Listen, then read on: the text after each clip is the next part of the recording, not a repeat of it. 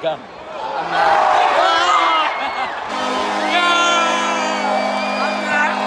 I'm playing. I'm not. And you're watching Post to Post.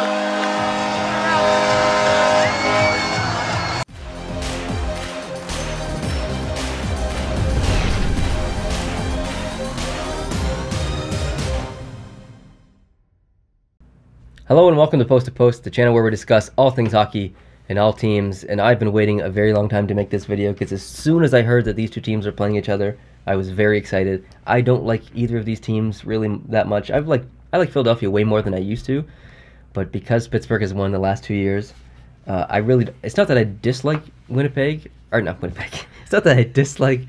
Sorry, we just filmed a Winnipeg video. It's not that I dislike Pittsburgh. Yeah. It's just that I'm tired of seeing them win, so that's the only reason. But I am excited to watch this series because they have history, they have a rivalry, they hate each other. It's going to be a physical series. It's going to be a high-scoring series. It's going to be an amazing series to watch. I'm so excited to watch it, and I'm so excited to talk about it. So if you haven't watched our previous video of the Winnipeg, Minnesota, we kind of went through some statistics back and forth and talked about our thoughts on both teams, basically. So I'm going to do the same for this one. So Pittsburgh, 3.29 goals per game, and I'm talking about seasonal statistics here. 3.02 goals against per game, 26.2% on the power play, 80% on the penalty kill, 50.2 in the face-off circle.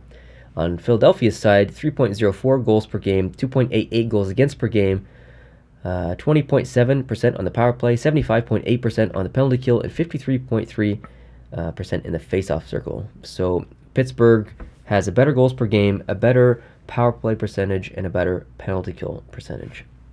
Not surprised about the penalty kill. There's 6% higher power play there over Philadelphia. I mean, Crosby, Malkin, Kessel, Letang. There's so many weapons on Pittsburgh. There's such an offensive team. That doesn't surprise me at all.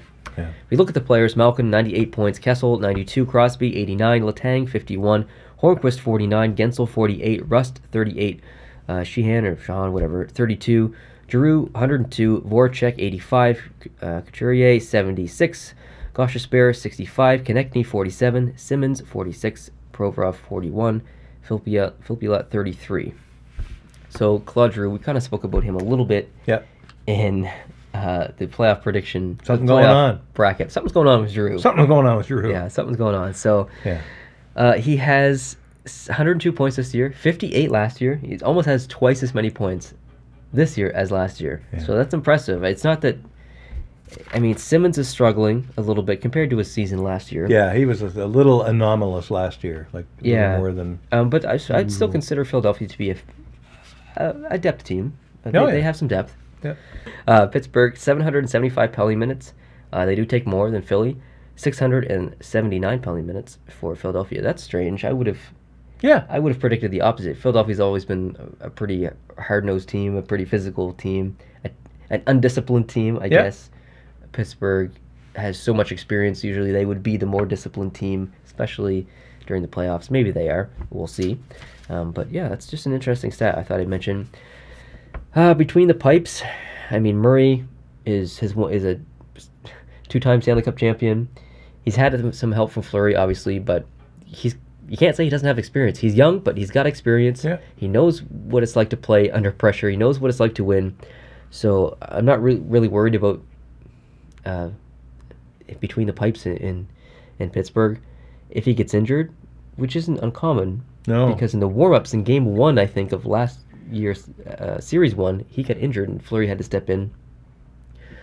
So it's not inconceivable that he won't get injured, but it's unlikely. But if he does get injured, they don't have the same goaltending depth as they had last year. No. But if you look on the other side, Elliott, I predicted not to play that well for Philly. He actually played pretty well this year. However, he did have some injury problems, and he just recently came back on April something. Just like a couple of days ago, he just came back from his injury. He was gone for 2 months. So he's well rested, I guess. So hopefully he plays pretty well. They also picked up Mrazek from Detroit. So they have... Philadelphia does have a lot of goaltending depth, which is good. If any injuries happen, they should be good. I mean, Pittsburgh's going for 3 cups in a row. When's the last time that happened? Early 80s? Uh, Did Edmonton do it, or was it the Islanders? Or Edmonton do it in the early 80s. the Islanders, I think, got 4 in a row, and I think the Yeah. Oilers had 4 in a row All around the same time. around the same time. Yeah, I think one dethroned the other and went on for a run. Basically, it's been a long time. Yeah. It's been a very long time. Yeah. So if they do it, it's going to be, it's just going to add to their dynasty. It's going to, I mean, they've got 2 cups and then a cup in 09. If they get another cup this year, they'll be the most successful team in the past decade, which is weird to Oh, say yeah, considering easily. Chicago's won 3 cups in the past 10 years as well. Mhm. So yeah, it's going to be remarkable if they can do it. Like I said before, Crosby, Malkin, and Kessel, so deadly. They're all 3 are playoff performers. They have experience. They have the endurance to get through series after series after series. So Philadelphia has their work cut out for them for sure. Mhm. But Philadelphia gets a chance to slay the giant. They have an opportunity to do it in the first round, to take so much weight off of everyone else's shoulders in the East, worried about eventually having to play Pittsburgh to move on to the finals. If Philadelphia can do it, they will gain so much respect. I know Pittsburgh's tired, but they'll still gain so much respect, and I think that's what they're looking for. They would like nothing more to take down Pittsburgh. So I hope they do it. To be honest, no offense, Penguins fans. Yeah. And with that being said, Philadelphia will have a lot of outside support because of that.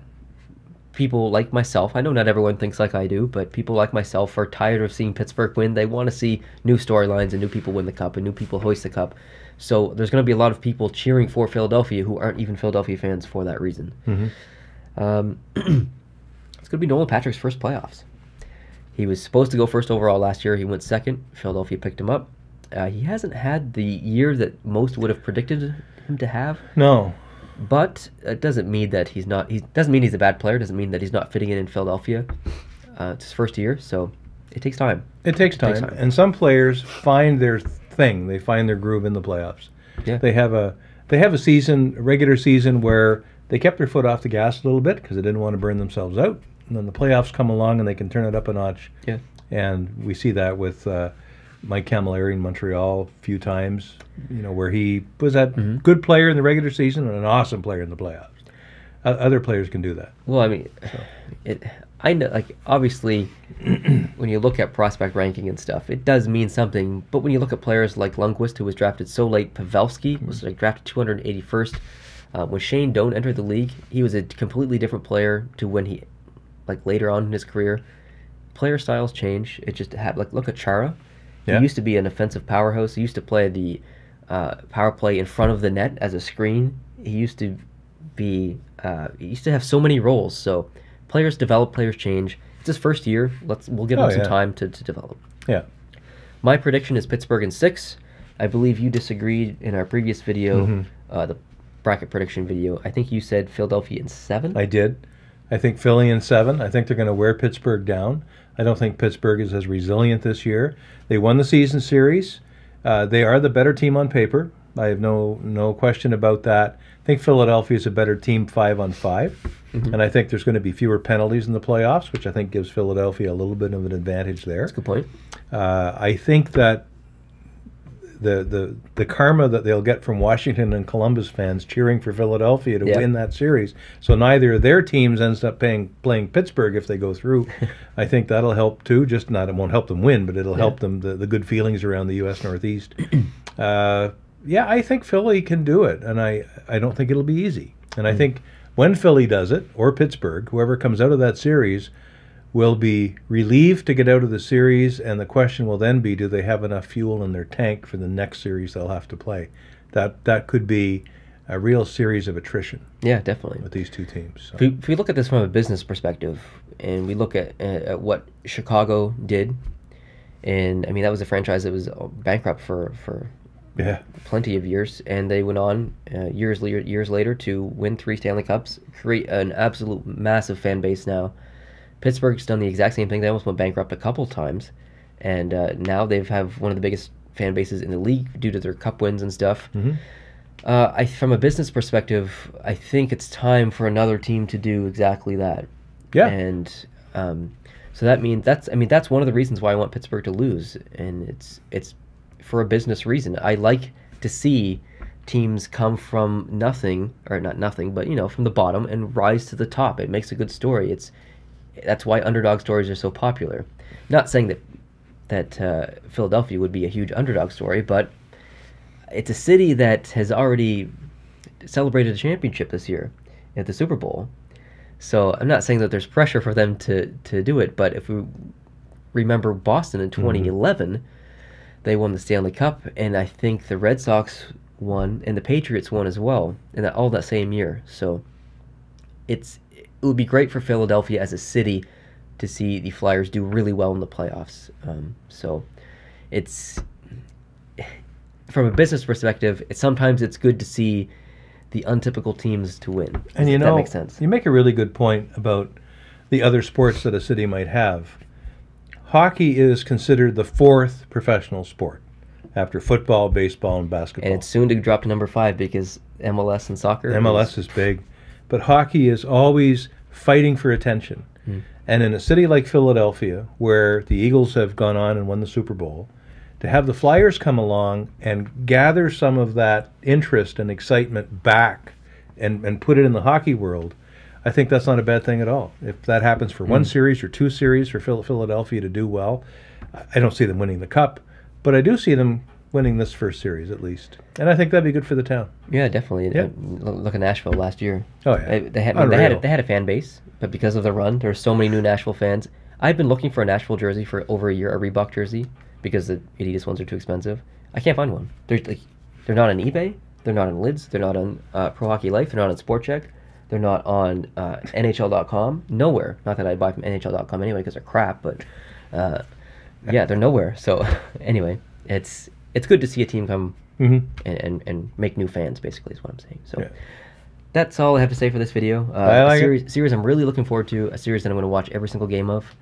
And I know that many of you out there watching are really excited for this series as well. So thank you very much for watching. I really appreciate it. The next video we're going to do is the LA Kings and Vegas Golden Knights. Oh, wow. So we'll talk about that in the next video. Please make sure you subscribe if you're not subscribed already so you can catch that video. Please hit the like button down below. That helps us a lot. And we'll see you in that next video. Adios.